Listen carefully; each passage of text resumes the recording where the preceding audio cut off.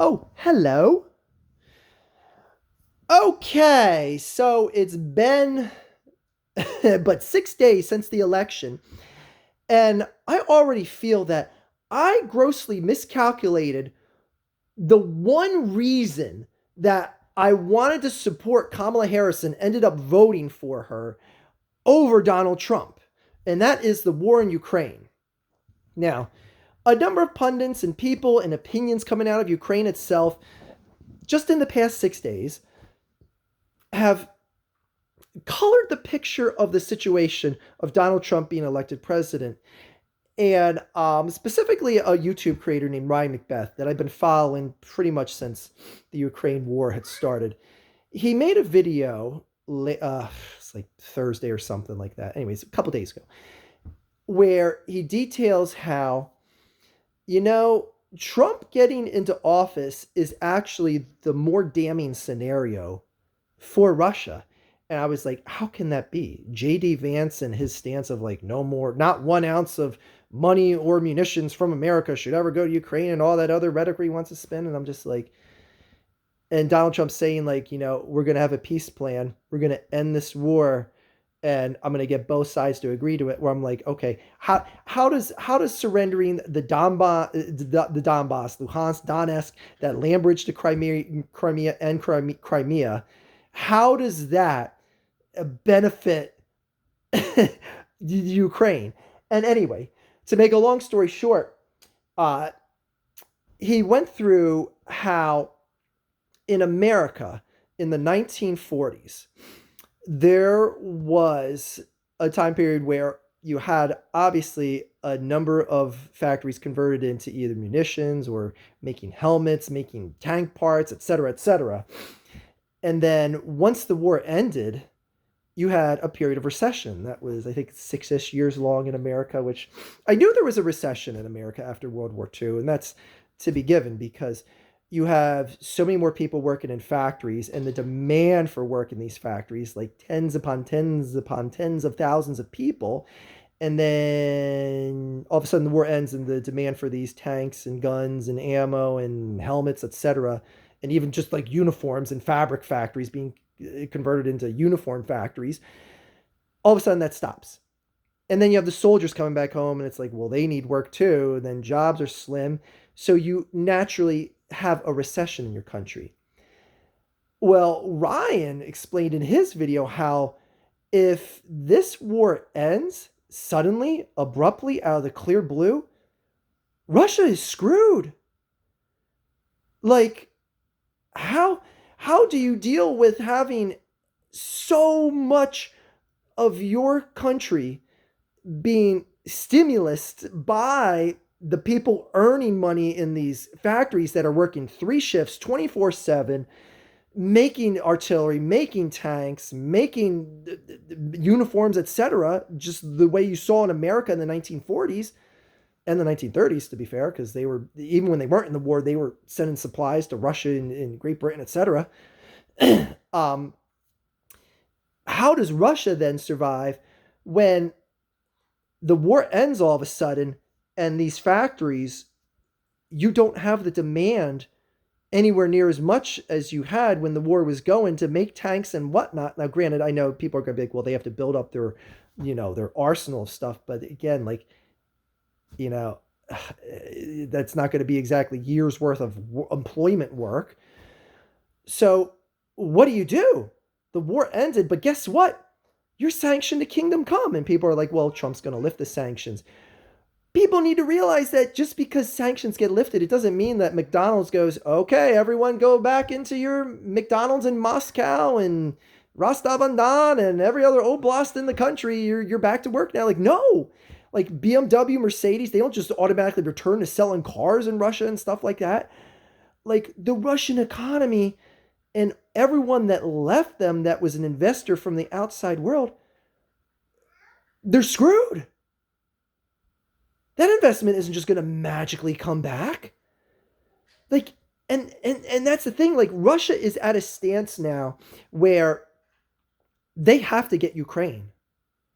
They have to get Ukraine, or this war needs to continue going on because the stimulus of the money that the people are making in this country, in Russia, if that evaporates overnight and you're sanctioned to holy hell, good luck. Oh, that might be even a worse case scenario than Ukraine regaining all its land. Like the only thing that would really hurt if Ukraine gained all its land, including Crimea, is that Putin gets taken up to a high tower and thrown off the top of it, like, and any of his cronies. That's it. The country itself then wouldn't be doomed. The country itself would be seen as an inspirational project, much like you saw when the Iron Curtain fell in the late 1980s. They'd be seeing something like, okay, we can have an ounce of compassion for them now. They ousted the evil entities. Let's give them let's give them a third chance. Anyway, so Trump is now at the point where he has promised to end this war and get both sides to concede on whatever terms they got to be conceded upon. Okay? So now Trump is at the point where Russia is at a state where they either, one, need the war to continue, or two, they need all of Ukraine. Like, that's the thing. They need the resources of Ukraine. They need the buffer of a mountain chain that goes through the western half of Ukraine, because just having the Donbass and the flat land in between almost all of Kyiv to the eastern edge of Russia, of Ukraine, that's not a good deterrence from a future European threat of invasion. They need all of Ukraine. And on top of that, they need all of Ukraine now because they want to get nuclear weapons. So we can't have a hostile neighbor that has nukes that are within very close distance of obliterating St. Petersburg and Moscow that isn't part of NATO. Like that's a scenario that can't happen for Russia. So Trump has got to propose some sort of plan, and many Republicans will tell you that he's egomaniacal. He's a narcissist. Like you can call him any one of the superlatives like that. You just can't call him not factual. Anyway, so Trump has got to be put into a spot where he's going to have to propose some sort of plan to Putin and Zelensky. And if Putin turns it down, Trump is going to be put into a spot where he's going to have to say, bitch, you got no bargaining power here. What do you mean no?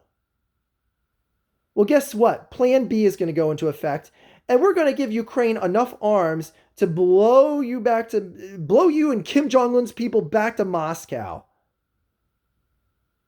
Are you going to accept the peace plan now? Because guess what? That's option B. I am so fascinated to see where this goes now, because Putin and Russia are in such a poor bargaining spot right now. On top of the fact that Zelensky has control of Kursk and is failing to regain that, even with pumping 10,000 plus North Korean soldiers to help out the Russian advancement there, that are just getting obliterated. So Putin is screwed, and I can't believe that it's less than a week since the election, and I feel more optimistic about Russia's chances of losing this war at a greater factor than I would if Kamala Harris was elected.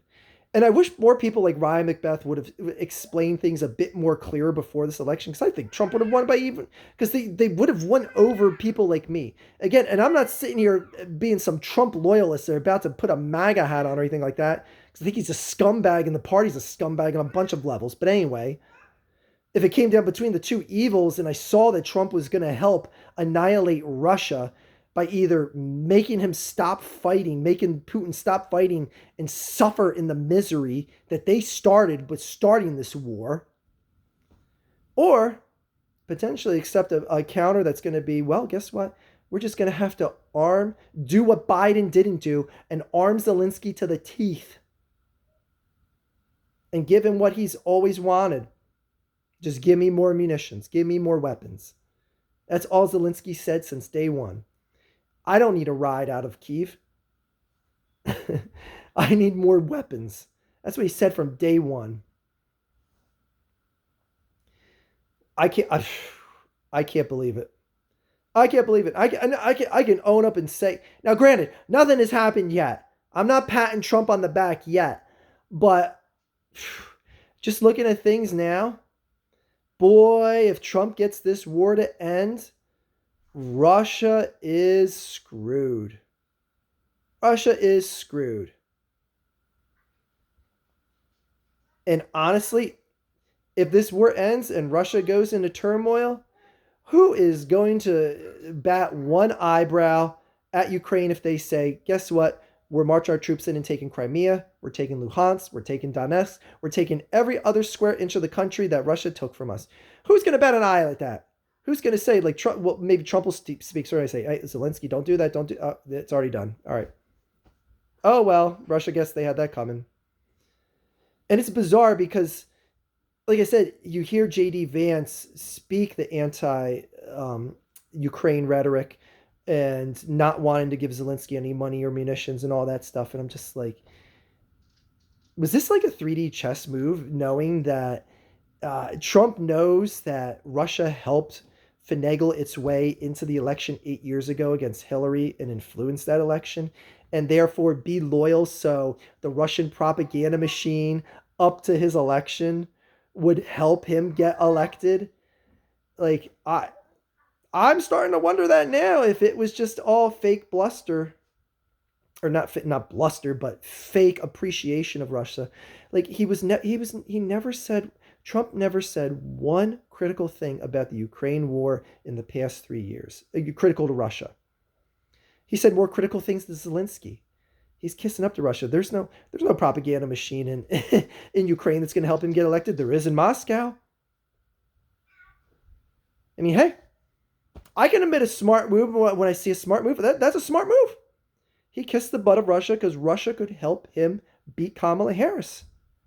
And that propaganda machine in Russia absolutely got behind it. And don't be one of the people out there pointing to, oh, well, Putin came out and said he supports Harris for president. Okay. Anyways, all you need to know is what's being spouted on Channel 1 in Russia, because they get their talking points from Moscow itself. They don't speak out of turn. And when they're speaking against Kamala Harris and endorsing Trump, it's because the Kremlin and Putin endorsed Donald Trump. So I at no point felt as optimistic for Ukraine's chances than I do now. And again, it all has to still take action, and 2 months is a long time away as far as a war goes, because many things could happen in Ukraine. But with the winter months coming in, good luck getting much more land in Ukraine, Russia. Hi, sweetie. Hi, sweetie. Oh, don't sit on the dog. Oh, she's sitting on the dog. The dog puts up with it. Anyway, yeah, I'm curious more than ever now. What is going to happen? Like, I'm intrigued more than ever to see if Russia is going to get its final comeuppance here. Comeuppance here. I probably said it. Comeuppance. Anyway, I'm intrigued more than ever to see Russia get royally shafted right now. And I think it may just happen.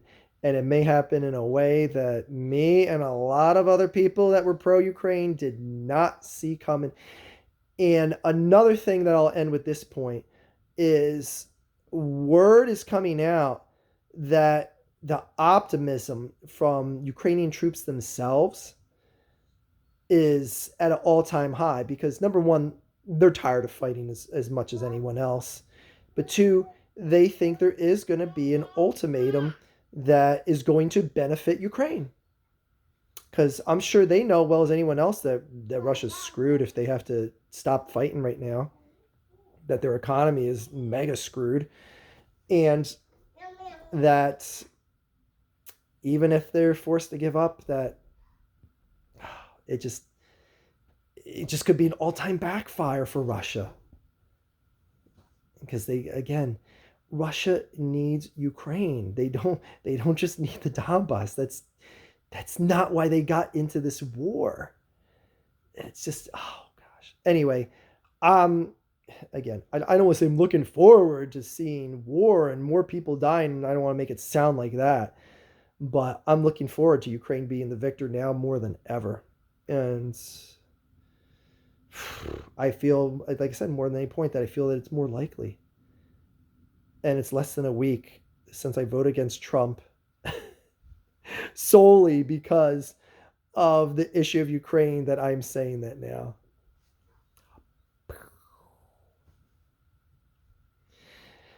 Anyway, how do my fellow Ukrainian loyalists feel out there? And that is all.